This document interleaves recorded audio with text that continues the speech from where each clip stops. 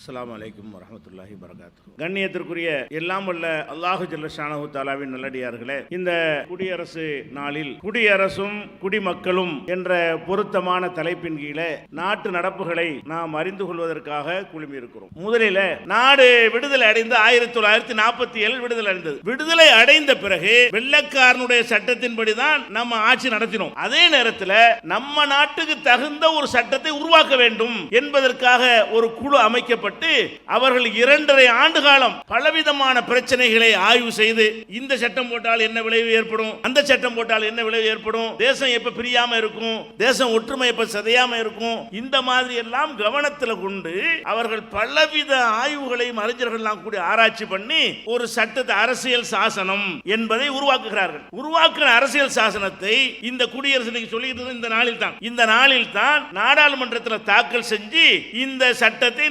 எங்களுக்கு நாங்களே வழங்கி ஏற்றுக்கொள்கிறோம். அன்னையிலிருந்து தான் நம்ம நாட்டு சட்டம் அமலாகிறது. 1947 சுதந்திரம் கிடைத்து விட்டது, ஆட்சி நமக்கு வந்து விட்டது, சட்டம் அவனுடைய சட்டமாக இருந்தது. இப்ப நமக்குன்னு ஒரு சட்டம் வேணும் என்பதற்காகத்தான் என்ன மாதிரி உண்டாக்குறாங்க, பல விஷயத்தையும் ஆராய்ச்சி பண்றாங்க. ஒவ்வொரு மாநிலத்திலே பிரச்சனை, மொழி பிரச்சனை, இன பிரச்சனை, சாதி பிரச்சனை, நில பிரச்சனை, பல தட்பவெட்ப பிரச்சனை, காவிரி பிரச்சனை, தண்ணீர் பிரச்சனை, எல்லா விஷயங்களையும் அலசி நம்ம ஏற்றுகிற சட்டம் உடைச்சிடக்கூடாது, நம்மளை பிரிச்சிடக்கூடாது, நாடு துண்டாயிடக்கூடாது என்றெல்லாம் கவலைப்பட்டு இந்த சட்டங்களை ஆய்வு செய்து குடியரசு தினத்திலே பாராளுமன்றத்திலே வைக்கிறார்கள். அந்த பாராளுமன்றத்திலே வைத்து அனைவரும் ஏகமனதாக ஏற்றுக்கொள்கிறார்கள். அதுதான் அரசியல் சாசனம் புஸ்தகம். அன்றிலிருந்து தான் குடியரசு என்றது. குடியரசுனா குடினா மக்கள், அரசுனா ஆட்சி, மக்கள் ஆட்சி. நாங்க நினைத்தால் உன்னை ஆட்சியில் வைப்போம், நாங்க நினைச்சால் உன்னை ஆட்சி இறக்குவோம் என்று சொல்லி நம்ம எல்லாரும் இந்நாட்டு மன்னர், எல்லாரும் இந்நாட்டு மன்னர் என்று